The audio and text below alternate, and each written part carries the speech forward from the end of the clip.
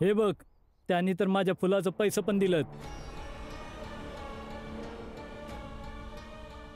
नंदू तूही? वय अम्मा, जर त्यांनी माझ्या फुलांचं पैसे जरी दिले नसतं ना तरी बी मी गेलो असतो. कारण मला माझ्या जीवाची लयच पर्वा आहे. मला आताच मरायचं नाही आहे. तुम्ही सर्वजण समजून का घेत नाही आहात? ते फक्त तुम्हाला दारूची हो आमासनी माहिती आहे भीमराव. ते आमासनी लालच देत आहेत आणि आम्ही या लालच मध्ये पडणार आहोत. रोज तर आमच्या पाशी पैक नसतातच की दारू विकत घेऊन प्यायला. आता भेटते तर पिऊ.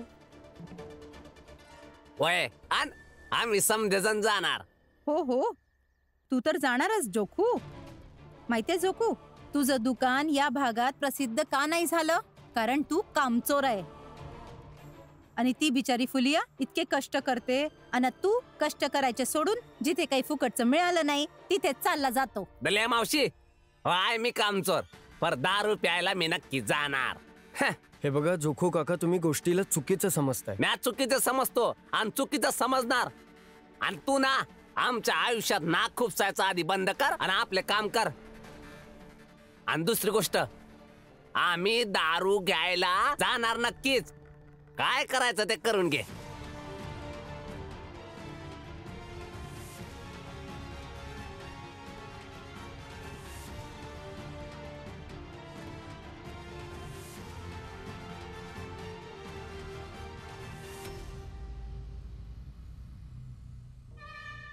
जसेही आपल्या दारूच्या दुकानाचे उद्घाटन होईल ना, मग बघ भीमची आपल्या चाळीतील लोकांवरील पकड हळू हळू हळू हळू कमी होत जाणार. मोठा ज्ञान वाटत फिरत असतो ना की शिक्षण घेणे गरजेचं आहे, शिक्षण घेणे गरजेचं आहे. बास, सगळीकडे एकच वातावरण असेल, एकच घोषणा. पिणे गरजेचे आहे आणि पिता पिताच असेच नशेमध्ये सगळं गरजेचं आहे. अच्छा बाबा, तुम्ही उद्घाटनला जाणार? नाही बाळा, मी नाही जाणार. तुम्ही दोघे भाऊ काळजीपूर्वक सांभाळून जा. होय.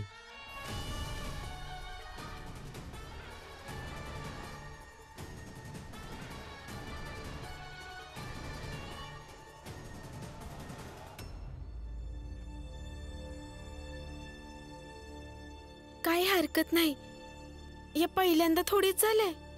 ते लोक तुमची गोष्ट ऐकत नाहीत. या आधी पण हेच होत की. नाही रमा, राग ह्या गोष्टीचा येतोय की मी ह्या लोकांना समजावूच शकत नाहीये. ना चाळीतल्यांना ना माझ्या बाबांना. कसं समजावू मी यांना की बाबा जिजाबाईंना घेऊन परत येतील, त्यांच्यामध्ये सगळं ठीक होईल आणि हे लोक या दारूच्या चाळीतून बाहेर निघावेत. प्रत्येक गोष्ट तुमच्या हातात असू शकत नाही ना. प्रत्येक गोष्ट तुमच्या हातात असेल असा विचार बी करू शकत नाही. त्यामुळे तुम्ही प्रयत्न करताय, करत राहा. मग परिणाम काय बी असेल. काय परिणाम असेल रमा? वाईटच परिणाम होईल. माझी आई नेहमी एक गोष्ट सांगत होती, दोन गोष्टी अशा आहेत ज्या कोणत्याही घराला जाळू शकतात. एक तर आग आणि दुसरं हे दारू. हे लोक जर या दारूच्या नशेमध्ये बहावत गेले ना रमा, तर ह्यांची घरं जळतील. मग ना तू यांना वाचवू शकशील ना मी. मला आताच थांबवावं लागेल या सगळ्यांना. नाही नाही, आता नका जाऊ.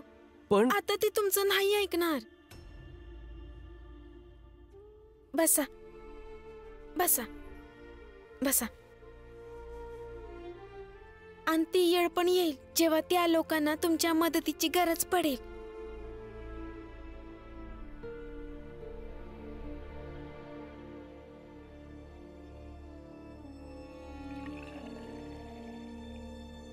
घ्या.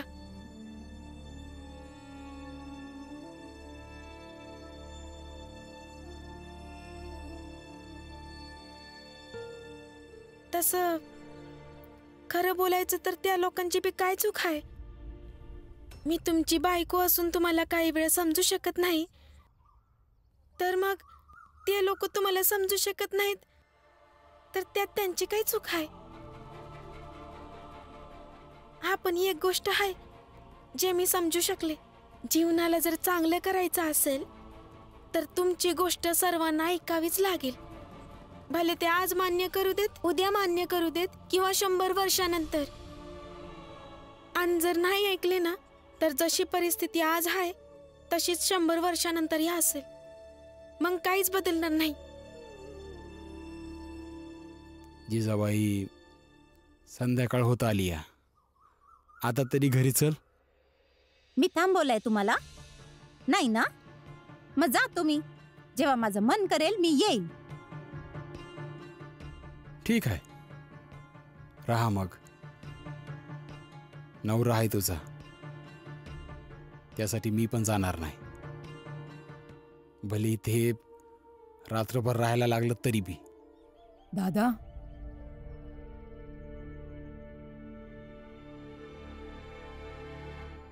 एका बायकोला आपल्या नवऱ्याची काळजी नाहीये, पण एका बहिणीला भावाची काळजी हाय. थंडीची येळ हाय, संध्याकाळ होताच थंड वाढेल. अन दादा थंडी सहन नाही करू शकत. चल दादा, घरी चल. जा तू. जोपर्यंत जिजाबाई येणार नाही तोपर्यंत मी बी येणार नाही. जिजाबाई, का आपल्या नवऱ्याची दुश्मन बनत आहेस? जे नाटक तू इथे करत आहेस ते घरी जाऊनही करू शकतेस ना? चला चला, दोघेही घरी चला. पाणी. मी लगेच घेऊन आलो. तू ठीक तर आहेस ना? मी ठीकच आहे. फक्त तुम्हाला हेच समजावून सांगायचं आहे, माझ्यात अडकू नका. अडचण तुम्हालाच होईल.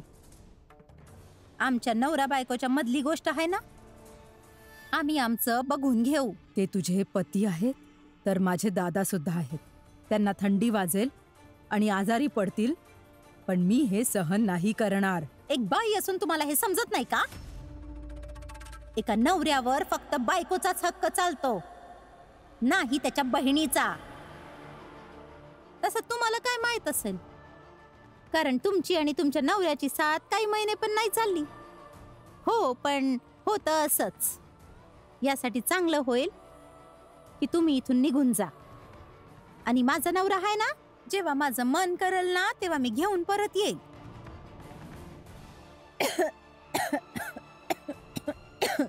पाणी पिऊन घे. हळू.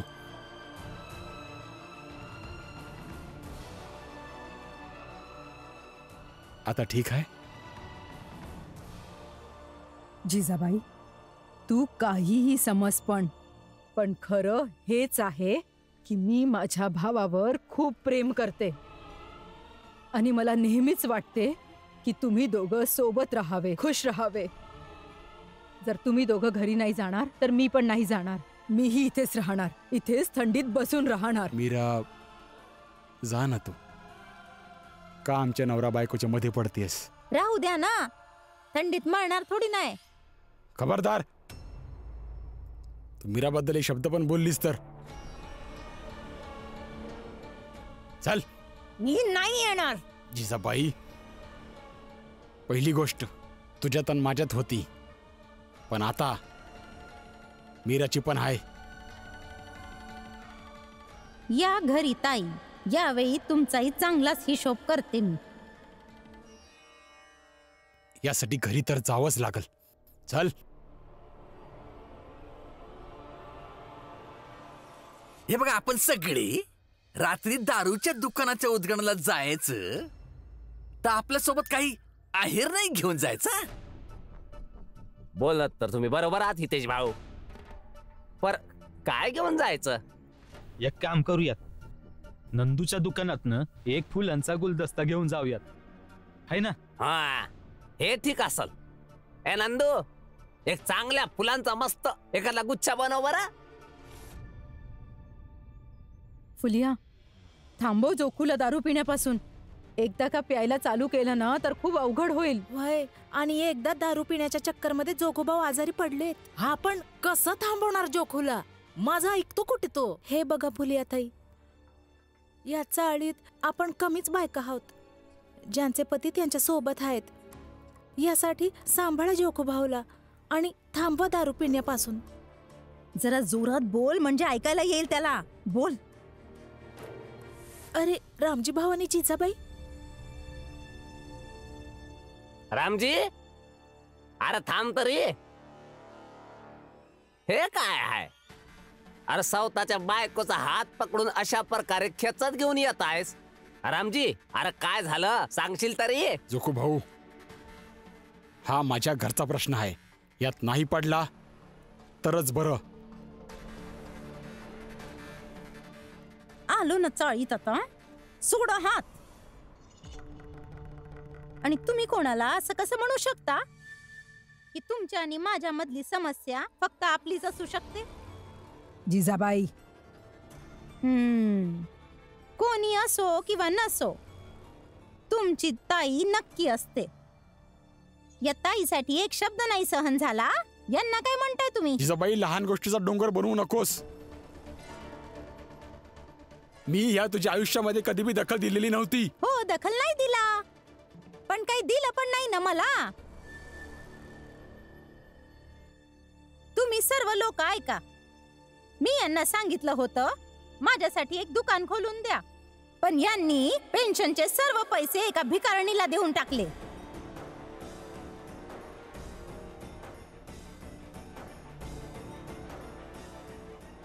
आता तुम्ही सांगा, यांनी जे काही केलं ते बरोबर होतं की चुकीचं? चुकीचं.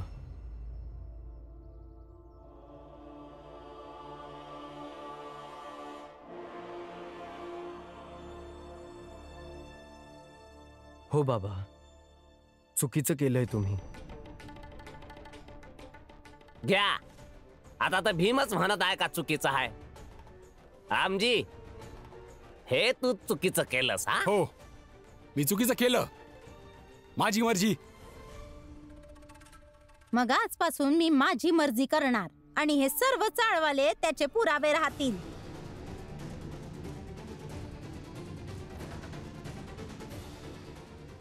हा, आता हे ठरलं की आज रात्री दारूच्या दुकानाच्या उद्घाटनाला आपण सगळे जायचं आणि गुलदस्ता जिजाबाई देई.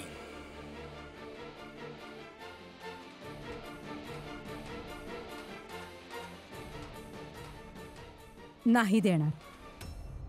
महिलांना हे काम शोभत नाही. देणार. तुम्हाला जे करायचंय ते करा तुम्ही.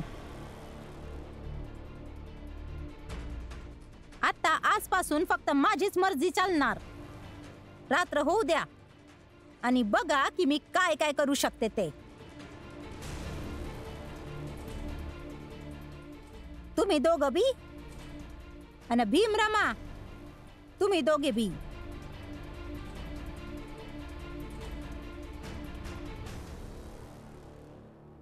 हा तर जिजाबाई, तुम्ही तयार आहात ना आमच्या वतीनं फुलाचा गुलदस्ता समर्पित करण्यासाठी?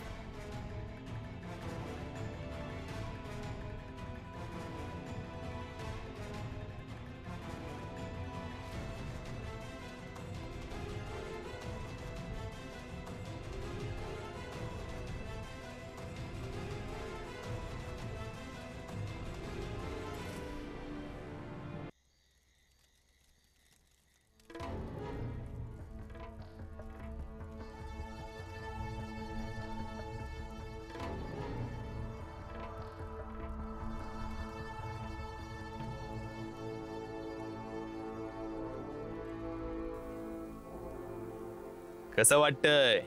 खूपच छान. अरे बाबा कुठे आहेत?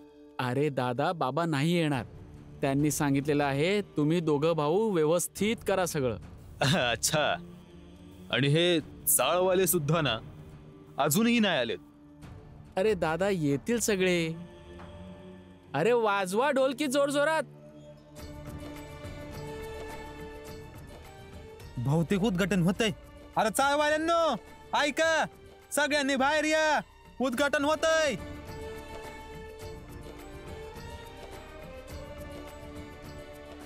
यार समजे लोक लवकर. जिजाबाई हे घे गुच्छा आणि चल. आई नका घेऊ ना ते. नका जाऊ त्यांच्या सोबत. का नाही जायचं? तुमच्या बाबाने जेव्हा पेन्शनचे सर्व पैसे त्या भिकारणीला दिले तेव्हा तर नाही थांबवलं तुम्ही. तुमचे बाबा सर्वांसमोर हे म्हणतात की मी या घरात काहीच नाहीये, तेव्हा पण काही बोललं नाही जात तुझ्याकडून. आणि ही तुमची आत्या प्रत्येक वेळी मला नियंत्रणात ठेवण्याचा प्रयत्न करते, तेव्हाही तुझं तोंड बंदच असतं. आता खूप चपर चपर करत आहेस. हा जिजाबाई जाणार.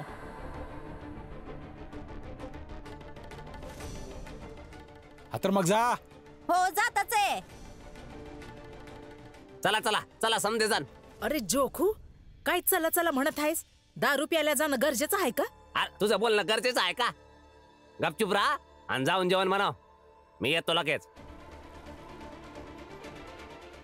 जिजाबाई हा गुलदस्ता घेऊन तुम्ही पुढे पुढे चला. आम्ही तुमच्या मागे मागे येतो.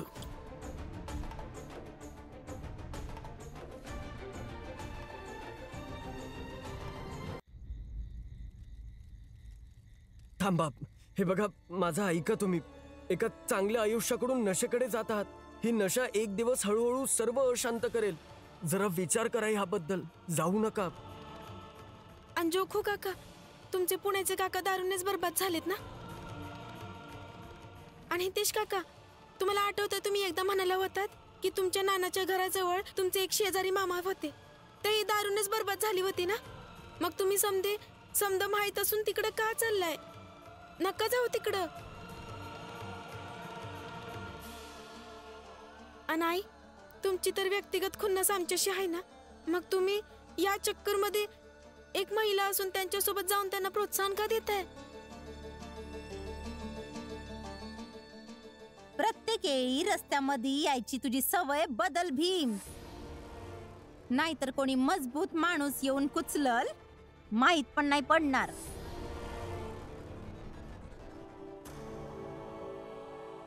बाजूला हो.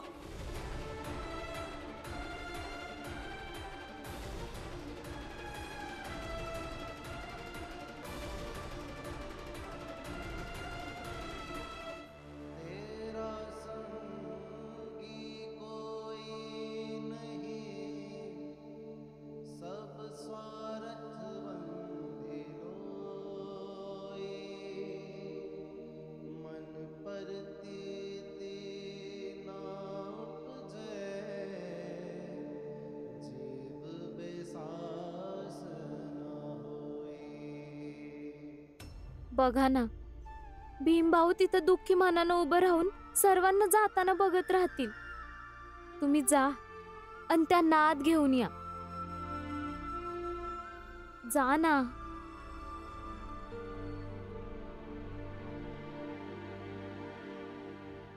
भीम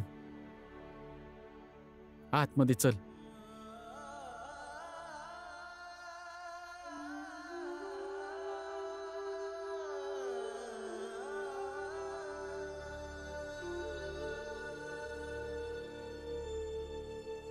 थांबा.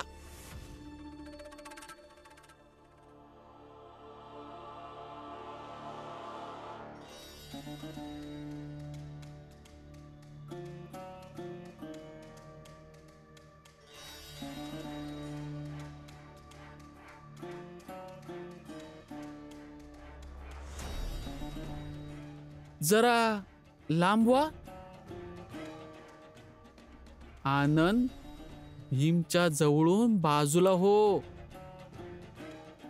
थोडंसं काम आहे आम्हाला भीमराव सोबत.